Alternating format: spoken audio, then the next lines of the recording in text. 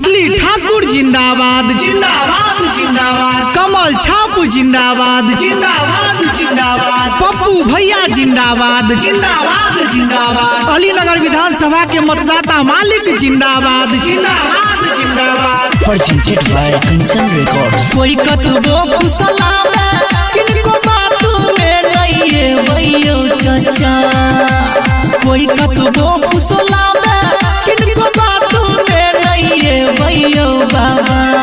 किनको बातों में नहीं है भैया भैया यो भैया। मैथिली ठाकुर के सब मिल जीते भैया भैया यो भैया। कमल छाप पर बटन दबे भैया भैया। अरे पोटा रे कनिए मदान रे की भेलो बाबा? कहलियो बउआ रे हमरा की समझ में नहीं आबि रहल जो एबेर केकरा वोट दिए नहीं दिए की कहियो तोरा। बाबा एते तोरा सोचे विचारे के नहीं छ बुझल हो। आंख मुन के तोरा ईवीएम मशीन की एके नंबर पर तोरा बटन दबावे के छ। आ की कहली बउआ एक नंबर? अरे एक नंबर किनका चुनाव चिन्हे कथी रे आ के ठाड़ छथिन? बाबा के ठाड़ छथिन? मैथिली ठाकुर के तू चिन्है छ? हां मैथिली ठाकुर हां बउआ हुनकर तो बहुत बड़ा फैन छिए रे। हम हुनकर सब भजन कीर्तन सुनैत रहे छिए। बड़ा नीक गबै छथिन बचियाऊ। आ तेने हुनकर बात स्वभाव छै रे बउआ।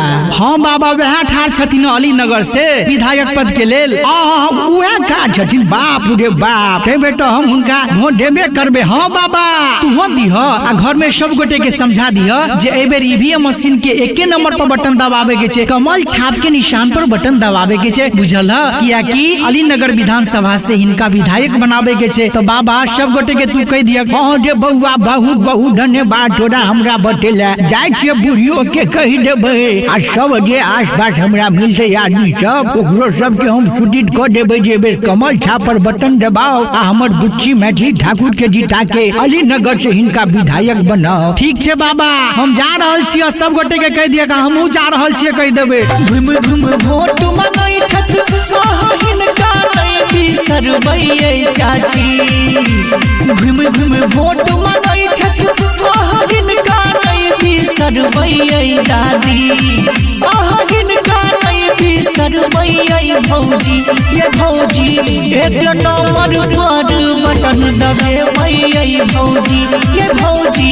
अलीनगर से मैथिली ठाकुर के जीतेबै ये भौजी।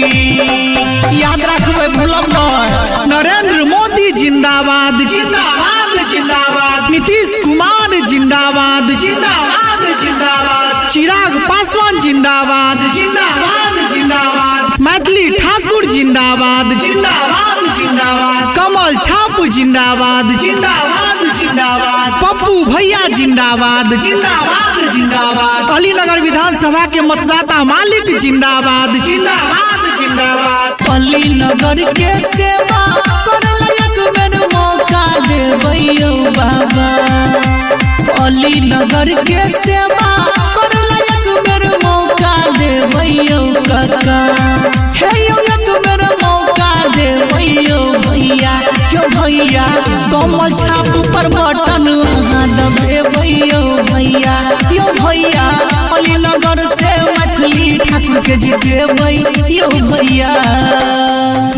हे सब गोटे याद राखब हमर सबके अपन चुनाव चिन्ह कौन छै? कमल छाप। अपन घर के चुनाव चिन्ह कमल छाप। मैथिली ठाकुर के चुनाव चिन्ह कमल छाप। विधानसभा अलीनगर के चुनाव चिन्ह कमल छाप। हे तो कमल छाप के भौजी यही काकी यही दादी कक्का हो यो बाबा कमल छाप के नहीं बिसरबै। आ उहो में ईवीएम के एके नंबर पर छै कमल छाप। हे एके नंबर पर बटन दबावे के छै और मैथिली ठाकुर के भारी मत से विजय बना के अपन विधानसभा अलीनगर से इनका विधायक बनावे के छे।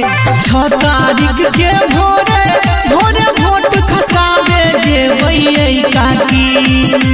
6 तारीख के भोरे भोरे वोट खसावे जेबै भौजी।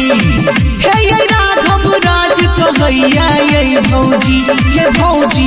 एक नंबर पर बटन दबेबै भौजी ये भौजी। मैथिली ठाकुर के विधायक बनेबै ये भौजी। उपेंद्र कुशवाहा जिंदाबाद जिंदाबाद जिंदाबाद। अलीनगर विधानसभा के मतदाता मालिक जिंदाबाद जिंदाबाद जिंदाबाद। जीतन राम माझी जिंदाबाद जिंदाबाद जिंदाबाद। जिंदाबाद जिंदाबाद जिंदाबाद, कमल छाप जिंदाबाद जिंदाबाद जिंदाबाद, पप्पू भैया जिंदाबाद जिंदाबाद जिंदाबाद, अलीनगर विधानसभा के मतदाता मालिक जिंदाबाद जिंदाबाद जिंदाबाद।